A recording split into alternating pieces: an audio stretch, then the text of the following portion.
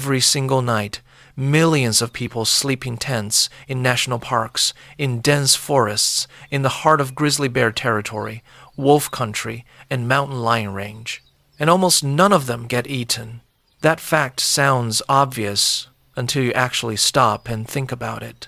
You are, in that moment, roughly 80 kilograms of meat, completely unconscious, lying flat on the ground, making noise, and utterly unable to run. By every biological definition that exists, you are the perfect prey animal. So why doesn't anything eat you? Welcome to Apex Truth. Today, we are going to answer that exact question, and the science behind it is far stranger and far more reassuring than you might expect. Let us start with what predators are actually doing while you sleep. Most large predators, wolves, mountain lions, leopards, hyenas, are at their most active between dusk and dawn.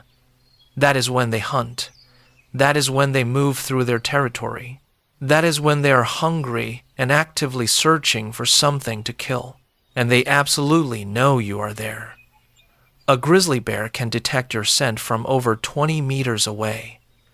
A wolf, under the right conditions, can hear your heartbeat from more than a mile. A mountain lion could be sitting just 10 meters from your tent right now, and you would have no idea whatsoever. They are not missing you. They are choosing, quite deliberately, to leave you alone. The real question is why? Predators are not built to be brave. They are built to survive, and in the wild, those two things are very different. A wolf that takes unnecessary risks does not live long enough to pass on its genes. A lion that charges into something it does not understand does not eat tomorrow. Every large predator alive today is the direct descendant of animals that were fundamentally cautious, and humans feel deeply, instinctively wrong to them. We do not move like prey. We do not smell like prey. We do not sound like prey. A deer freezes the instant it senses danger. A rabbit bolts immediately. Every prey species on the planet has a predictable, recognizable response to threat, and predators have spent millions of years of evolution learning to read those exact responses. You have none of them. You lie completely still for hours at a time. You breathe in a slow, steady, unbroken rhythm. You make no attempt whatsoever to flee. You radiate body heat. And you carry an entire collection of strange, unfamiliar smells, synthetic fabric, packaged food, chemical residue, smoke from fire. To a predator encountering a human for the first time, nothing about you computes, and animals are deeply, instinctively suspicious of anything that does not compute. There is a concept in animal behavior known as neophobia, a fear of the unfamiliar, and most large predators carry it for an extremely good reason. In the wild, the things you do not recognize are statistically the things most likely to kill you. A new smell, an unfamiliar sound, a shape in the darkness that matches nothing stored in memory. The evolutionarily smart move is always to avoid it entirely. Humans trigger this response powerfully. We carry fire. We carry metal. We carry synthetic materials that have never existed anywhere in the natural world. Even our sweat is chemically unusual compared to other mammals, loaded with compounds from the food we eat and the products we use daily. To a wolf or a bear, a sleeping human inside a tent does not register as food. It registers as a threat they have not yet figured out how to categorize. But here is the detail that truly locks this behavior in place. Humans have been actively hunting large predators for an extraordinarily long time, hundreds of thousands of years, dating back long before written language existed. We have hunted wolves, bears, and big cats relentlessly, and we have driven multiple apex predator species completely to extinction, including the dire wolf, the cave lion, and the American cheetah. Largely because of us. The predators still alive today learned, generation after generation, that humans are dangerous not simply physically, but unpredictably dangerous.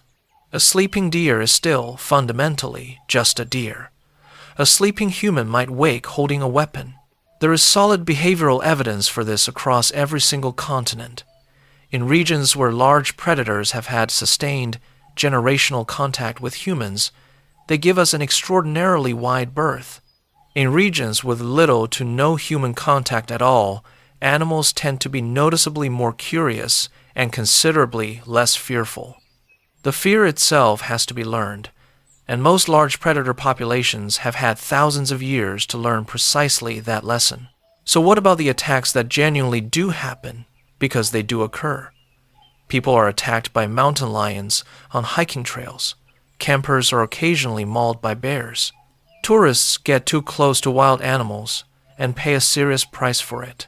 But almost none of those incidents happen while the victim is actually sleeping, and when they do occur, they are almost always tied to one of three specific factors. The first is food conditioning. A bear that has learned to associate campsites with an easy meal stops viewing humans as a threat and starts viewing them as a resource, and that shift in perception is precisely when situations turn dangerous. This is not predatory behavior in the traditional sense. It is opportunistic behavior that has broken down the animal's normal fear response entirely. A fed bear is a genuinely dangerous bear, not because it became braver, but because the underlying equation fundamentally changed. The second factor is desperation. A starving predator, injured and physically unable to hunt its normal prey, may override its own instincts purely out of necessity. The infamous man-eating lions of Tsavo, responsible for killing dozens of railway workers in Kenya back in 1898, were both later found to have severe dental damage that had made hunting their natural prey nearly impossible. And the third factor is surprise. A human who accidentally corners an animal, stumbles across a mother protecting her cubs, or reaches into a space where something is hiding gets attacked not as prey, but as a perceived threat. The animal in that moment is not hunting, it is defending itself. Notice what does not appear anywhere on that list. A predator that calmly, deliberately chose to attack a sleeping, non-threatening human purely for food. That scenario almost never happens. And when researchers investigate the rare cases where it appears to, there is consistently a breakdown somewhere in the normal conditions. The animal is sick, injured, food conditioned, or something has gone genuinely wrong in its environment. There is one more remarkable piece to this story that most people have never heard. Wolves and other large social predators are deeply sensitive to group dynamics, constantly reading the social structure of whatever they observe. When wolves encounter a group of animals, they are actively calculating hierarchy, who holds dominance, and who appears vulnerable. Researchers studying wolf behavior have documented something genuinely strange. When wolves come across sleeping humans in the wild, they frequently circle the area without ever approaching, observing carefully from a distance, apparently trying to determine the social structure of what they are looking at. A sleeping human sends profoundly confusing signals: no submission, no dominance display, no readable body language whatsoever. Just a calm, unresponsive figure that does not seem to register the wolf's presence at all. And that confusion, strangely enough, functions as genuine protection. There is a deeper truth sitting beneath all of this. Humanity has spent the overwhelming majority of its history afraid of the dark, afraid of whatever lurks beyond the firelight, building fires, building walls, sleeping in groups purely for protection. And for most of that history, the fear made complete sense. Early humans were genuinely vulnerable, smaller, slower, and far more exposed than we are today. But somewhere along the way, the balance shifted decisively. We became so widespread, so consistently dangerous, and so deeply woven into landscapes across every continent on Earth that large predators adapted entirely around us. The populations that never learned to avoid humans were hunted into extinction. The ones that did learn survived and passed that caution forward. The wilderness that feels so genuinely threatening when you are lying awake in a tent in total darkness is not looking at you the way you imagine it is. The wolf circling your campfire is not deciding whether to attack you, it is deciding whether you are worth the risk of getting anywhere close to, and almost every single time, it concludes that you are not. The data backs this up in a way that should genuinely surprise you. The National Park Service documents every significant wildlife encounter across America's national parks, and millions of people camp in bear and mountain lion territory every single year. The number of fatal predator attacks on sleeping campers across the entire recorded history of the national park system is effectively zero. You are statistically far more likely to be struck by lightning inside the park than to be attacked by a predator while sleeping in it, more likely, even to be injured simply driving to the trailhead. The gap between the fear and the actual reality is so wide that it is almost difficult to believe until you understand everything that is quietly working in your favor the moment you close your eyes. So the next time you are lying awake in a tent, listening to something move through the trees outside, trying to decide whether you should be afraid, here is what is actually happening in that moment. Whatever is out there already knows you are present.